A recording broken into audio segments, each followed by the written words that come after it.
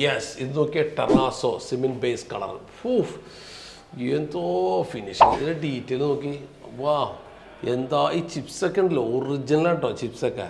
ഇത് ഒറിജിനലിട്ട് ചെയ്തിരിക്കുന്നതാണ് ഇതൊക്കെ. നമുക്ക് ഇത് ഒറിജിനൽ ചിപ്സ് ഇട്ട് ചെയ്തിരിക്കുന്നതാണ്. എന്തോ ഫീലിങ്. ഇത് പുതിയ പഴയ പോലെ നമുക്ക് പ്രിൻ്റായിരുന്നു.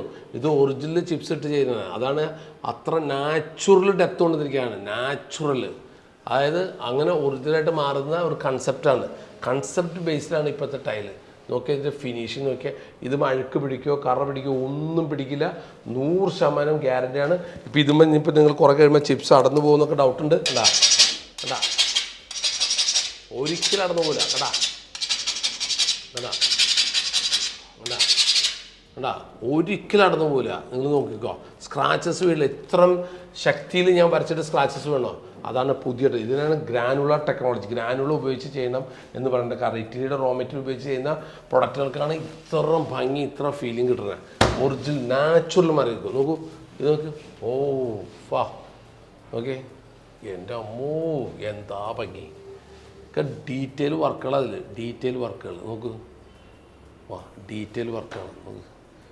ഓഹ്, ഒറിജിനാലിറ്റി മറിക്കും. ഇതിൻ്റെ അകത്ത് അതേ ഫീലിംഗ് വരുന്നുണ്ട് കേട്ടോ. നല്ല ഭൂഗ്രൻ ടൈലാണ്.